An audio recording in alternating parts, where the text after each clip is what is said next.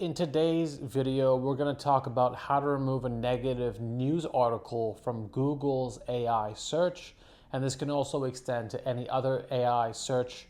However, Google is now showing anytime you Google a question or Google somebody sometimes, you'll actually get the snippet from Gemini right at the very top of search results. So in this video, we'll talk about how to remove that. There's a few different ways. First of all, you can request removal from the publisher. Obviously, it's pulling directly from that website, which is optimized for AI search. Oftentimes, we don't have the luxury of doing that. So what I would recommend is to immediately begin to create stronger competing content. And how do you do that quickly and most effectively? Well, the number one way, and this so far up until 2026, easily, if you do press releases, you're going to be able to now not just confuse the AI, but get the AI to pull in a lot of different information, because here's the benefit of a press release. Generally, a press release is an article or a short snippet of 300 to 500 words about a newsworthy event. So when you publish content in a press wire, usually we write the press release, we hand it to the press wire. The press wire will not publish it if it's overtly promotional. So there's a few we use. I always recommend EIN Press Wire or AB Newswire, for example. There's a lot of other ones. Business Wire, but they're more expensive. Asia Press Wire, more expensive. We can stick with these very simple ones.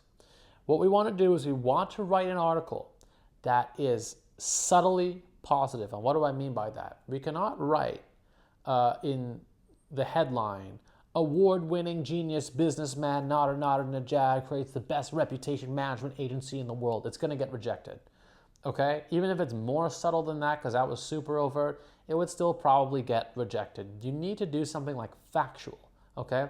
Factual is going to be, okay, what is the event that happened that is definitely kind of newsworthy, that doesn't look suspicious? And it can be Nadernejad writes new book on reputation management, okay?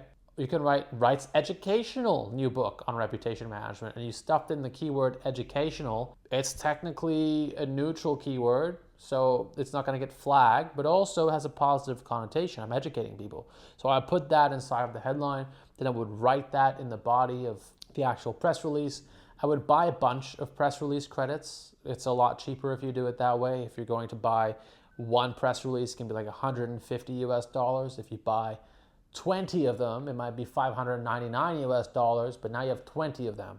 And what I would do is I would make like 20 different posts about my book, and I would start to fit in subtly positive keywords. The reason why this is going to get indexed by AI is because when I disseminate a press release, once they publish it, it usually goes live to like 500 other platforms.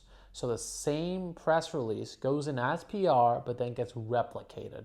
And AI might know that. AI might say, yeah, this is a press release. Do you want me to pull other information?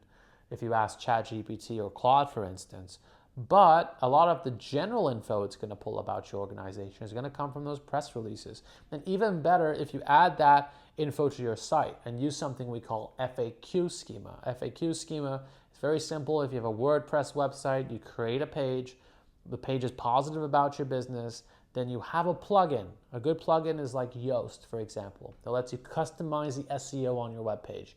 You will open Yoast, and then you will go into the page category and click on FAQ schema, write FAQ about your brand, make sure the website is AI friendly, which we'll cover in another video, and then that's going to get pulled into AI as well.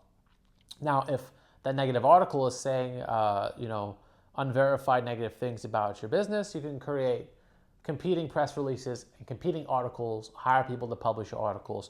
Over time, this will dilute the amount of negative content on the internet, and it will reduce the authority and the prominence of that article. So that's my recommendation. That's how you influence AI search results. Make sure your sites are AI search friendly. You can download checklists online. Just give it a quick search.